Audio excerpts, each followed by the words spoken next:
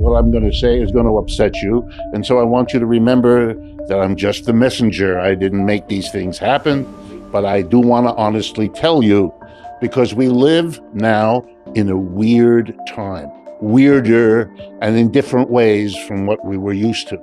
This country is in a time of decline. And when an empire declines, which is something we haven't gone through because empires don't decline very often, but let me tell you from the history books, a little bit we can tell, it's not fun to be in a declining empire. Much more fun when the empire is going up, which was the last century or a century and a half of this country, the ride up. We are now on the ride down. We haven't been prepared because we have leaders who cannot say a word about that. I want to just drive that home because the split in this country is really about that. So let me start with the split in the obvious way. And that split is everywhere now. And if you haven't noticed it yet, you will, because it's going to impact your life in all kinds of ways. So one of them is a little bit about what a declining empire means, just to give you the context. The United States lost the war in Vietnam. When I say that in my classes, my students look at me. They've never heard such a thought. America, as they know from the comic books they read as children, only wins wars. It doesn't lose wars, but we lost. The war was fought against the Communist Party of North Vietnam, which has been running that country since the United States was driven out in 1975. Go check all of this. You will find I'm not making it up. After we lost the war in Vietnam, we went and had a big war in Afghanistan, which we also lost. That war was against the Taliban, which now runs that country. It's a good sign that you lost. We lost the war in Iraq. We are in the process of losing the war in Ukraine. If I were in certain audiences, I wouldn't dare say what I just said, because they couldn't hear it. They could not hear it. But it is the reality. Let me give you a couple of more, just bits of getting what decline means. Last week, something happened on the part of a country called Indonesia. I don't know if you're familiar with it. It's a remarkable country in Asia, made up of 18,000 islands in the Pacific. It's a huge country. The population of Indonesia is 280 million people. Makes it one of the largest countries in the world. Let me remind you, the population of the United States is 330 million. 280 isn't that far less than 330. It's an enormous thing what they did. They joined the BRICS. They joined a full partner of the BRICS. BRICS, by the way, means it's the first letters of the countries Brazil, Russia, India, China, and South Africa. A dozen years ago, they began to form an alliance of what came to be called the Global South, to be independent, relatively, from the domination of the United States. And the core economy there, the biggest one, the most powerful, is, sorry to tell you this, I know it'll come as an upset, the People's Republic of China. Remember, I'm the messenger. I have no responsibility for this at all. China and the BRICS, Indonesia joined them. Together now, the BRICS, built around China, have as the population of the countries that are part of the BRICS, about 22 countries now altogether. They have about 55 to 60% of the population of the world are members. What is the percentage of the world's population of the United States? 4.5%. You understand? We are 4.5%. They are 50 to 60%. In the words of Mickey Mouse, uh-oh, those odds are not so good, no matter how you cut it.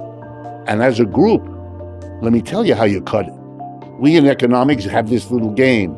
We ask, what is the total output in goods and services in a year of a country? Gives us a kind of rough idea of how big a country it is, how important its footprint is in the world. Okay, so if you take the BRICS together now, they are about 35%, maybe a bit more, total output of the world. If you add up each of those countries' total output in a year, and you add them up, they account for 36%, more or less, of the world's output. Now let's compare that to the United States and its major allies. Those are called the G7, the group of seven. The United States, Japan, Canada, Britain, France, Italy, and Spain. Okay, that used to be the dominant player of the world. That used to be what world trade meant, what they did. Together that's all of them, now account for about 28% of the world's output. Do you understand? The BRICS is now what the United States was, but is no more.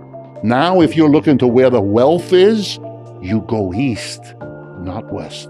If you're a poor third world country, as we used to call them, and you need money for a build railroad, or you need to find places to sell your exports, you direct your diplomats first to go to Beijing, because that's where it's at. If you can't get a good deal there, well, you might go to London or Washington. But whatever you are doing, you're going to play them against each other. You're going to say to the Americans, oh, that's the best you offer? Let's go the other place, see what they offer. You want to know why most of the railroads being built in Africa today are being built by the Chinese? There's your answer. They got a better deal. Everything is changing because of this, except here, where the make-believe is the way this country is dealing with this. Denial. We all know it from our personal lives, right? When we've lost a friend or a lover, and we had to wait until all our friends told us what we couldn't face ourselves. Well, we are the friends in this country who are being unable to vent. That's why what Indonesia did last week is something I'm not going to ask how many of you noticed it, because nobody will raise their hand. How could you? Make-believe made sure that that was not on the newspaper's front page, or in most newspapers on any page, ever. How many of you know that the Chinese are now the fast-growing dominant economy in the world? We're not. We haven't been for a while. Every major high-tech firm in this country has an analog in China. When we heard earlier that there was an offer by China and by Russia to work with the United States earlier, which the United States turned down, that's part of denial. They didn't just turn it down then, they turned it down now. One more example, and then I'll stop and tell you what this all means. 15 years ago, every automobile company on this planet went to work trying to develop what they understood was the next wave in that business, which was putting aside the gasoline-powered car and substituting an electric-operated car or truck. By the way, not a rational response, because it's terribly wasteful to have that vehicle, which those of you who have it notice, sits on the street or in the garage most of its life. That's kind of, let's use a fundamental word, stupid. It's stupid. It's a waste of resources. That car could serve 20 people each day if it were managed properly. What do I mean managed properly? Well, like a car rental business, that's how they would manage that. Or those bicycles we can now just pick off the rack and put back on. That's a rational way.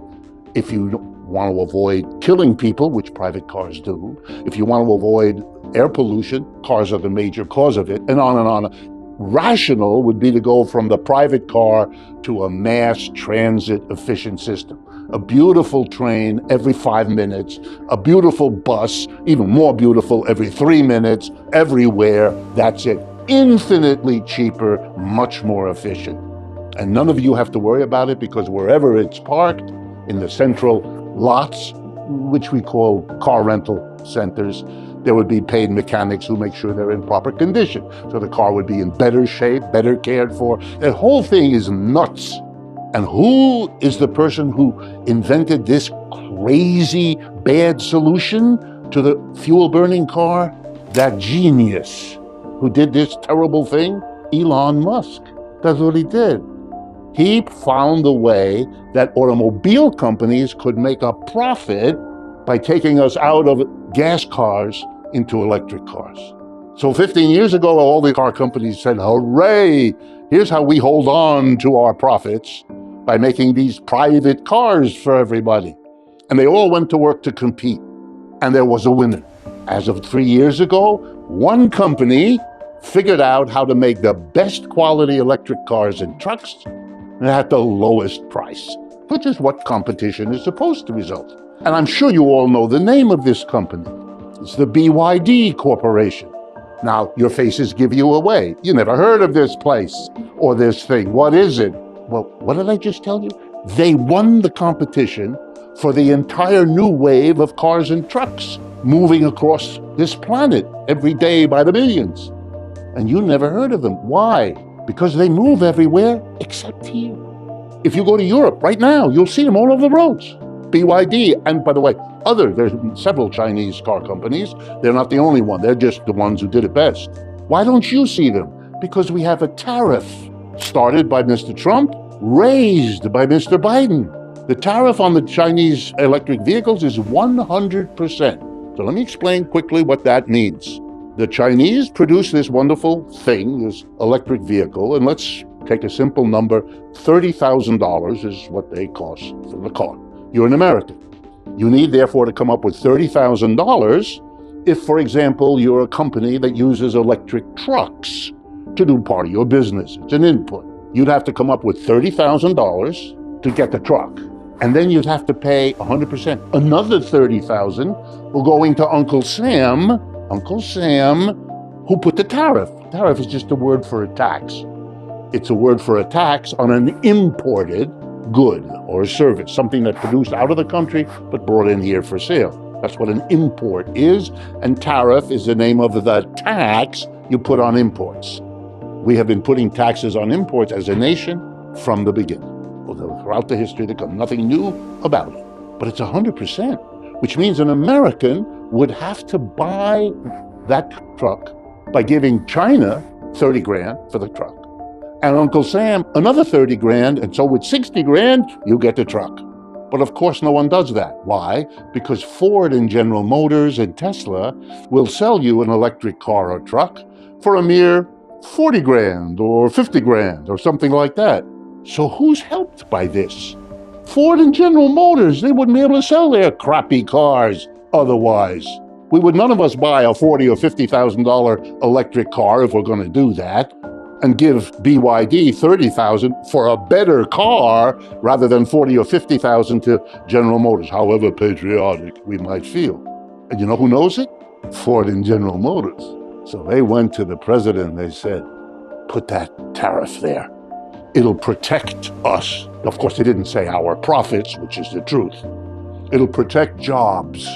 Whenever you hear a capitalist tell you about what they're doing to protect jobs, hold on to your wallet. Someone's reaching. Why is it false?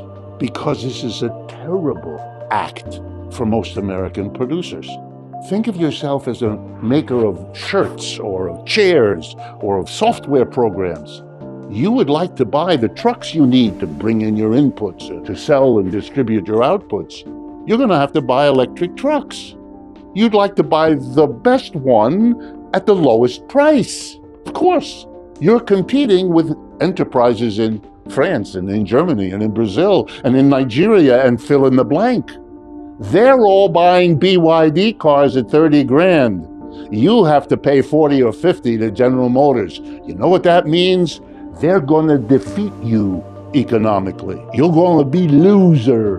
And when you lose, you're going to lay off your workers because you can't compete with the companies that can buy the biggest, the best, and the cheapest electric vehicle. Now multiply this by dozens of other commodities. China is winning. We are losing. Shh, don't tell anyone, because you live in a country which is pretending to itself that none of this is going on. It's either never discussed or we turn it around and we say, the Chinese are becoming aggressive in the world. Huh? They're doing what exactly we did.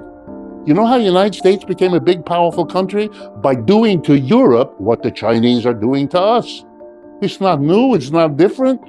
The only question is, why would it be surprising? What a strange behavior is going on here.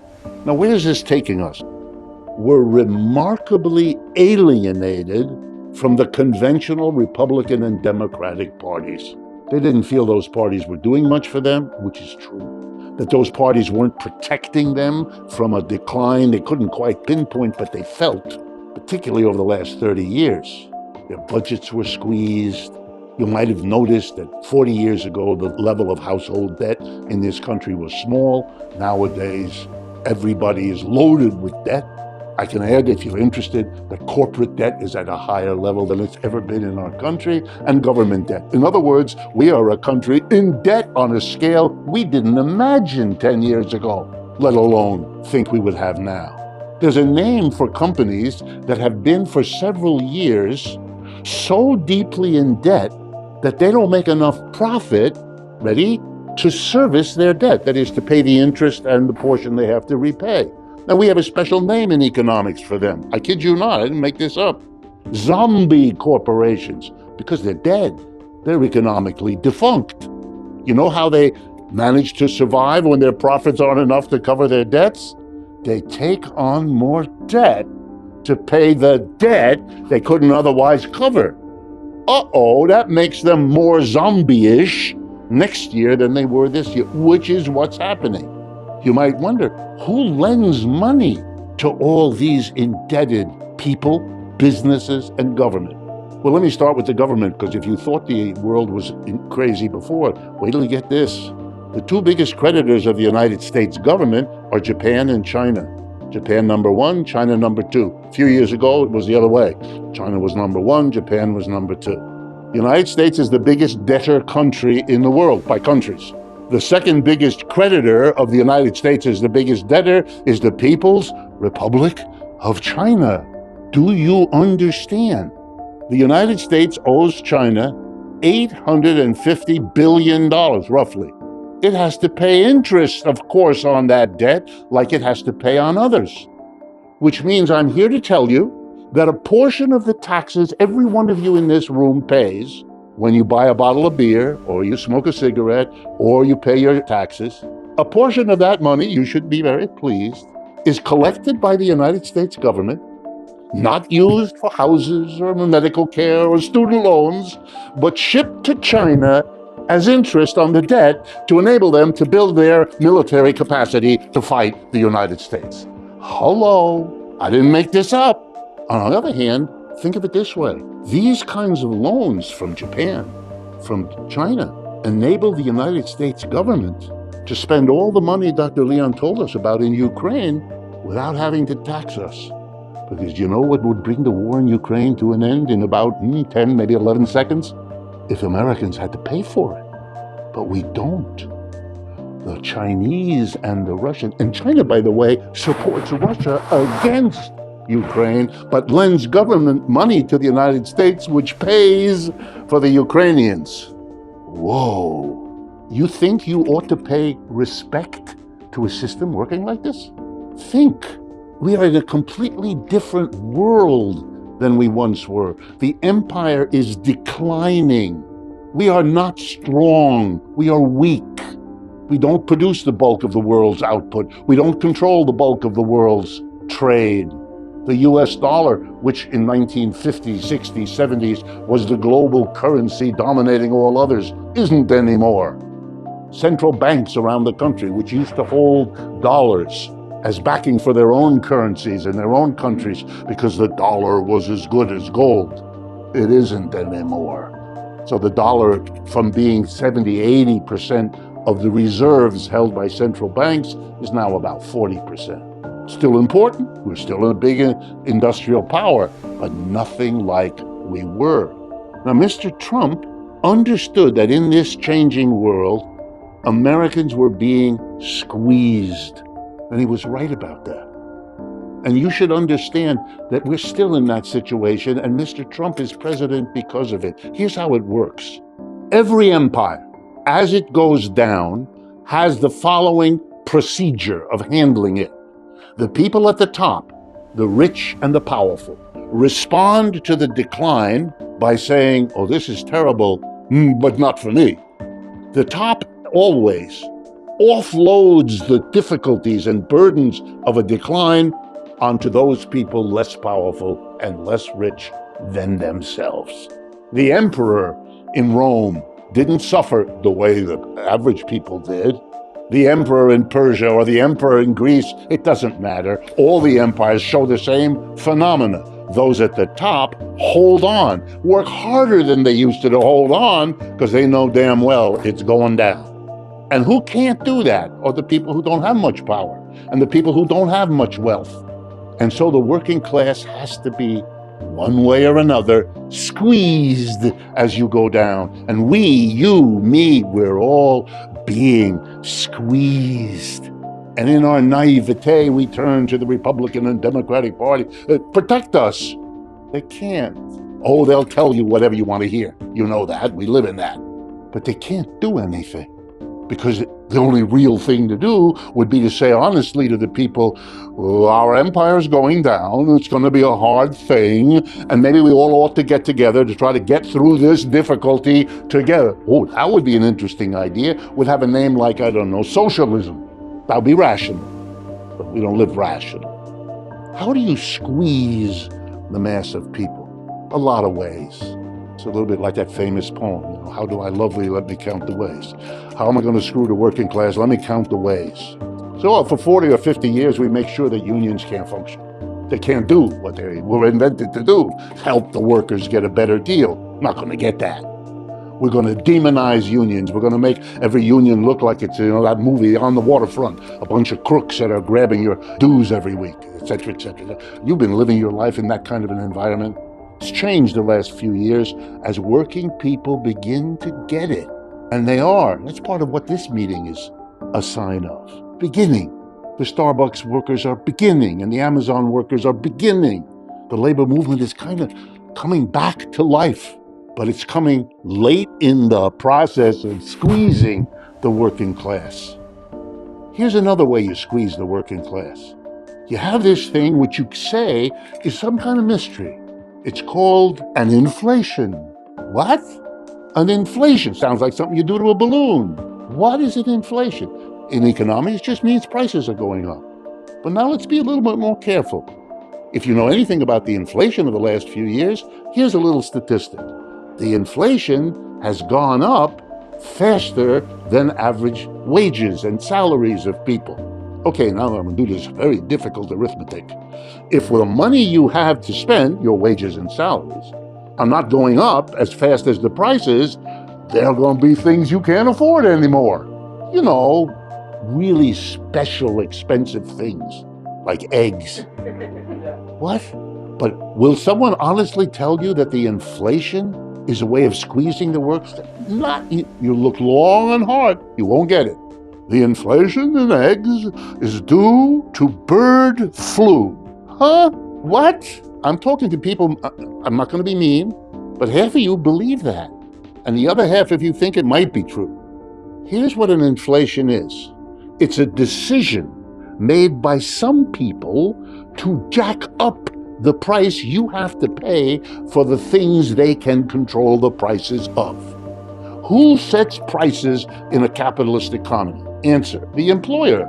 Those of you who have had jobs all your life as workers, do you ever recall being called into an office to add your opinion as to what the price should be of what you helped to produce? Never happened.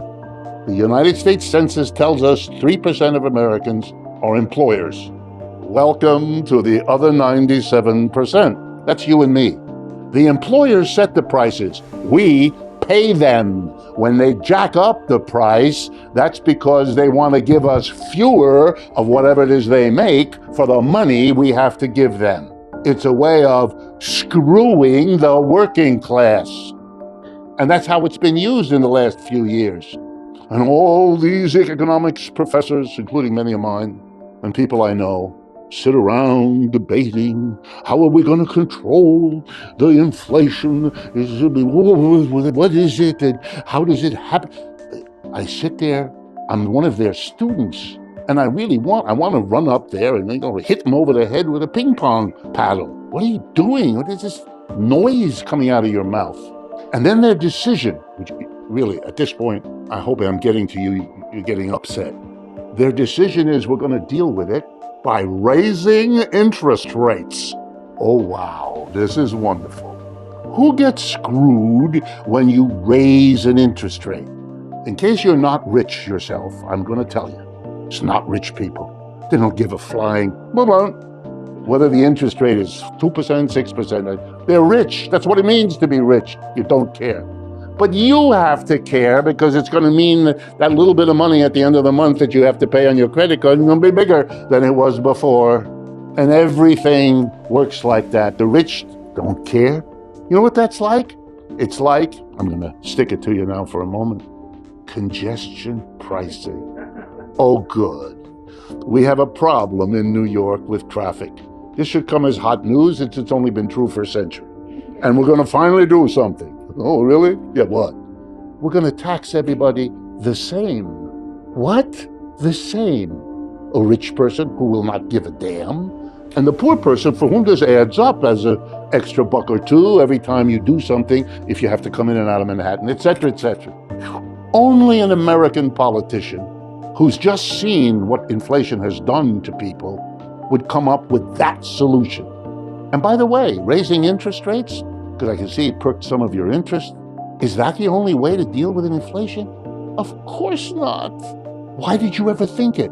Answer, because that's what you were fed all the time in all the media. The last time the United States had an inflation as bad as the one a couple of years ago, right, was back in the late 70s and 80s.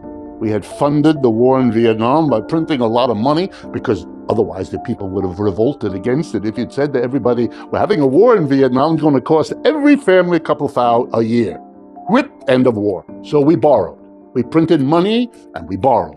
And then we had the terrible inflation. And then a conservative Republican president, Richard Nixon, went on the television August 15th, 1971, and said, I'm going to do something about this terrible inflation. Oh, good.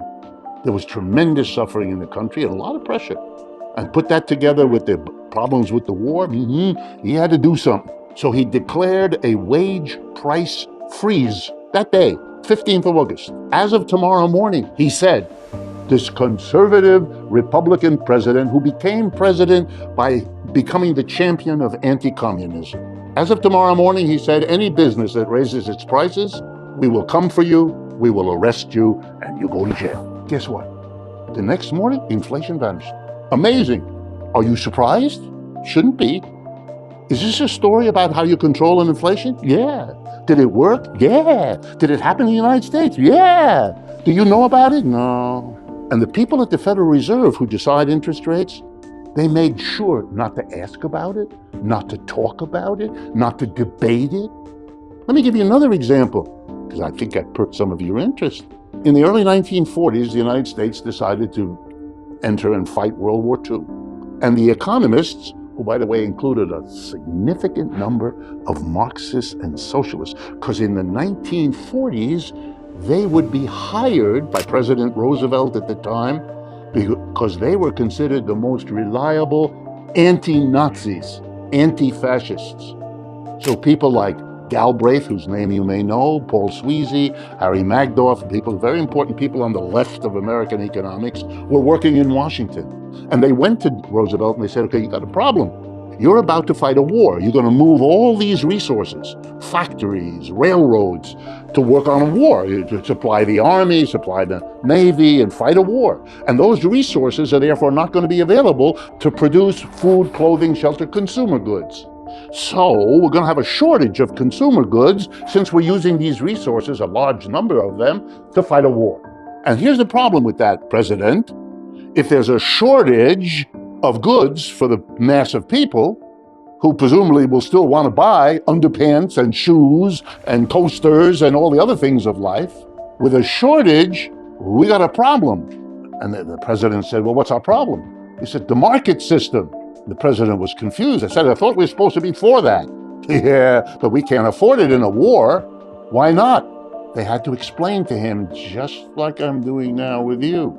If there's a sudden shortage, then there won't be enough toasters or ice cream cones or fill in the blank.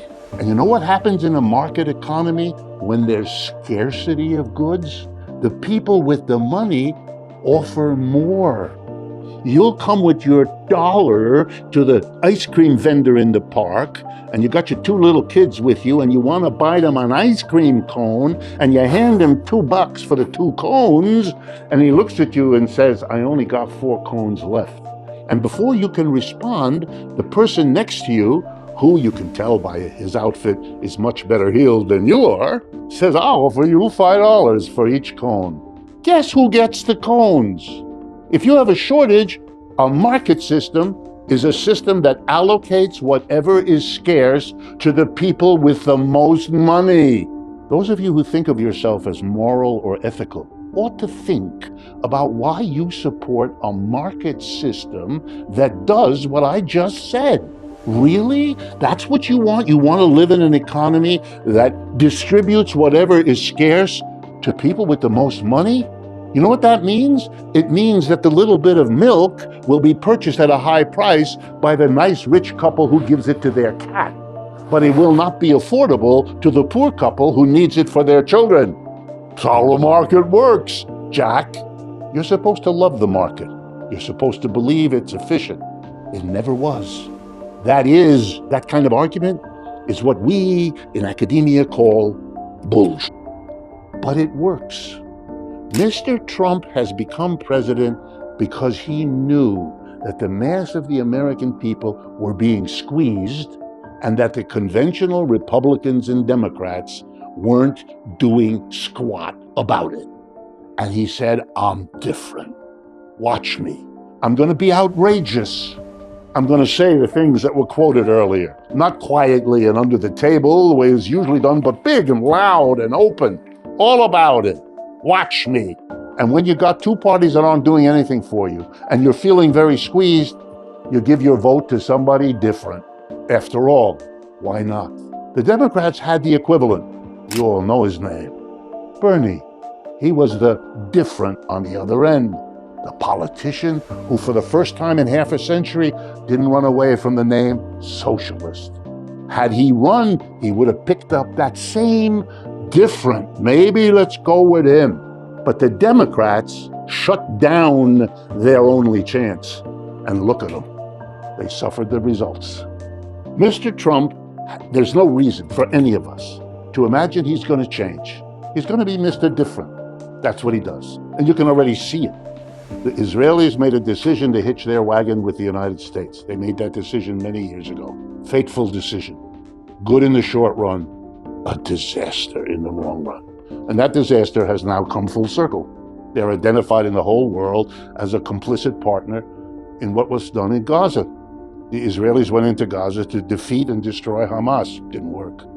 To defeat or eject the Palestinian people. Didn't work. And all that happened 2 days ago was a decision by the United States upon which it depends to cut its relationship with a losing proposition. It's ugly all around. It will not save the United States from being identified as complicit with all that happened there, and the books and articles and documentaries about it will be with us for the next generation. And Hamas, it will inherit the rage and the fury of 2.5 million residents of Gaza who have watched their mother, their father, their children. The young people that are coming are going to be a much greater danger to Israel than the old Hamas ever was. This is a disaster.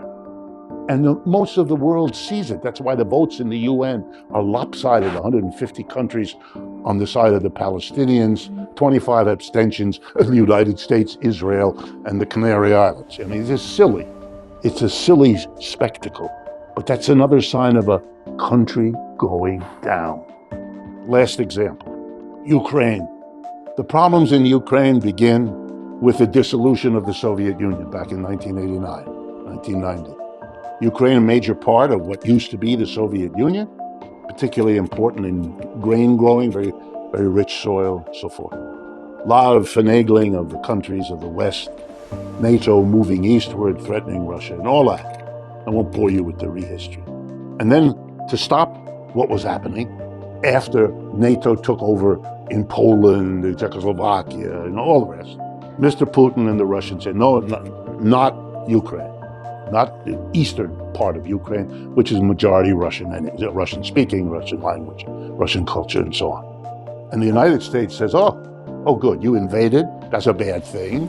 We can mobilize the whole world around the bad thing of a big country invading a little country. That sounds good. That was already a mistake, because what was Afghanistan? A big country invading a little poor country. What was Vietnam? A big country invading The position of the United States as going to war around the principle of a big country shouldn't invade a little country sounds a little hollow coming from the United States, except, of course, here, where the denial is the governing spirit of the country. And the United States decides to go in for and round up the usual Europeans to go with you. Okay, how do you fight the war? And this goes to something said before, and I want to conclude with. The United States is caught in the decline, discovering that the decline trumps everything else. And I don't mean to be clever by using the word trumps. The nuclear weapons of the United States are useless. The enormity of them, useless. Why? Because if you dared use them in Ukraine, the other side has them too, and will use them. And they've made that quite clear. So you can't, because it's self-destructive. That's out. Well, what do you have? Conventional warfare. But then you got another problem. The Russians are better equipped for that than you are. The Russians also have a history, in case you're not familiar with it. Napoleon thought he could defeat Russia. He couldn't. Hitler thought he could defeat Russia. He couldn't. Invading Russia has turned out to be, or fighting Russia, a really bad idea. But the United States, used to fighting such powerhouses as the poorest countries on earth, Vietnam, Afghanistan, didn't make the adjustment, so it can't fight. It realized that within months. So it came up with the great plan, the genius of Mr. Blinken or Jake Sullivan or other people who I hope whose names mean nothing to you, because they sure mean nothing historically. Here's what their great strategy was. A war of sanctions. Oh, we will get the Russians. We will, I'm now quoting President Biden, reduce the ruble to rubble. Somebody with poetic genius gave him that one. The ruble will become rubble, and Russia will fall to its knees. Wonderful images right up there with Mickey and other mouses in the American consciousness. And they did. They stopped. The Europeans, if you know the story, stopped buying oil and gas from Russia, which is a major export of the Russian economy. That would cripple Russia. It was the idea. Problem. Russia is part of the BRICS.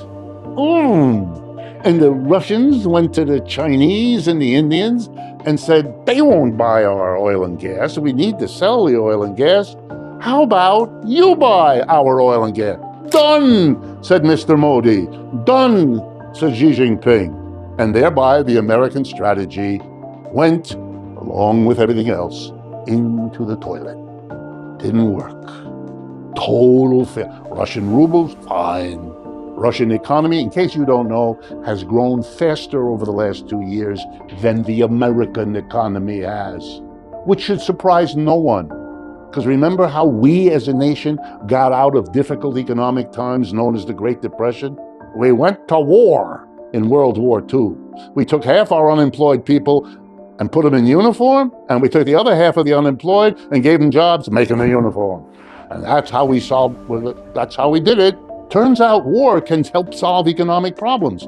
We should have known, because that's what we did. But we couldn't imagine it. These failures of imagination, these are the signs of economic, powerful decline. So if you really want to understand where we are, it doesn't depend on anything Mr. Trump does. That's the important thing to understand. Don't get caught up in that. Mr. Biden's influence on the economic conditions of our society are marginal. Mr. Trump's at his first presidency were marginal. Most of the things he boasted about, he couldn't do. He built a wall, along the Mexican border. More Mexicans came, not fewer. That was 100% bust. Now he's proposing, as you probably know, and I heard as I was coming over here today, that ICE is going to be raiding cities across America and throwing people into Mexico. Yeah, he may do some of that. Maybe he'll do a lot of it. Who knows?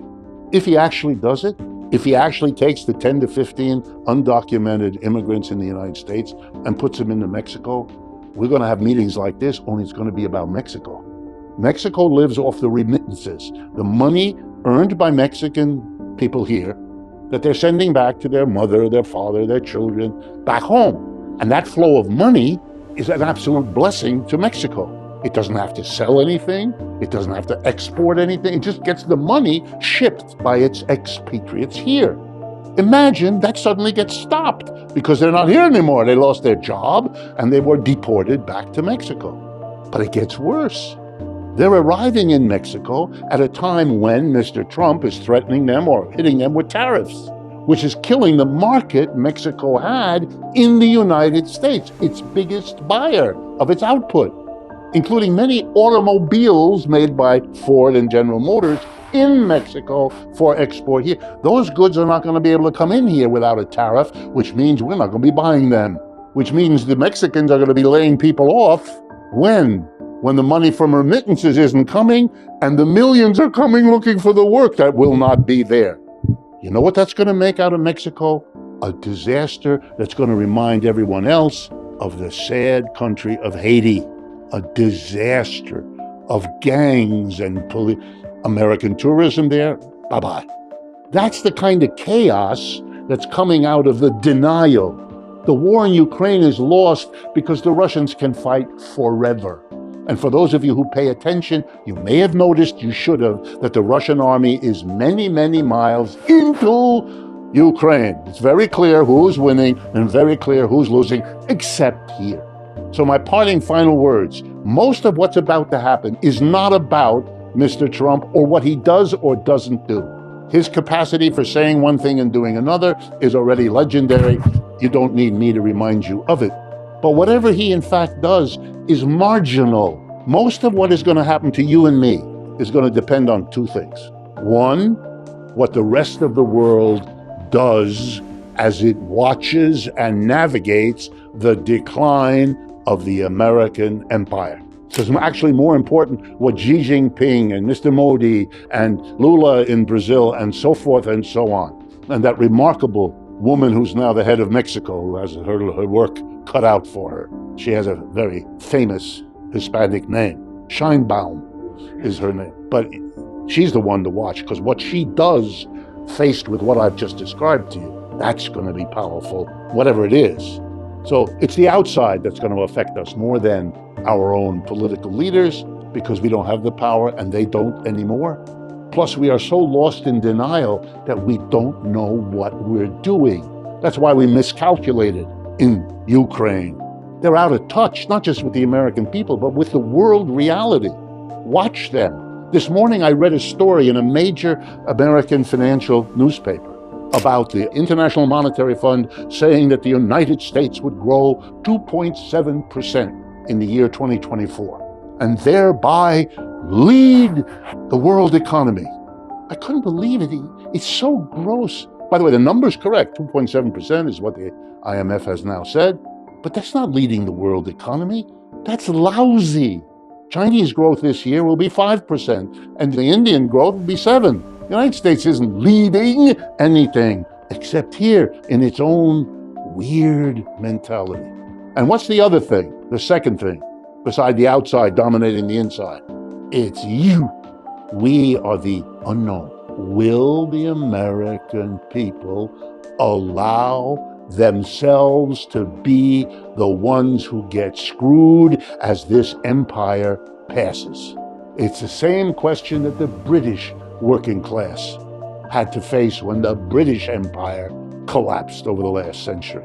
We, whether women building up or formerly incarcerated people, will they get together? Will they make movements? Will they make demands? Will they make coalitions with one another to realize those demands? That's the wild card everywhere. By the way, there are think tanks all over America that are asking the same question. They're worried. Is the labor movement waking up in a way that could change all of this? People were being worked at unbelievable stress in Amazon warehouse for years, or in Starbucks coffee shops for years. But in the last 2 or 3 years, enough is enough, no more, we're gonna, that remarkable group Vickers Smalls and the folks out there in Staten Island. That's a remarkable and has had effects everywhere else. The Boeing workers on the West Coast rejected 3 contracts before they accepted the one that they found, which was better than the ones that they had rejected. The labor movement, that's the question. If this gives you a swell head, that's my point. It is more in your hands than you think of, because in addition to saving yourselves, if it's a time of decline, if the people who run this society are so busy denying it, refusing to face it, as I've tried to show you, then we are stronger than we might suspect, and they are weaker than they might feel confident about. And that's a good time for us to act. The conditions are pretty good, not terrible, as some of my fellow leftists are worrying about.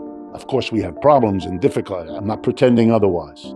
But we also have an historical moment that the old Cold War mentality, that everything to the left is evil, bad, won't work, is dead.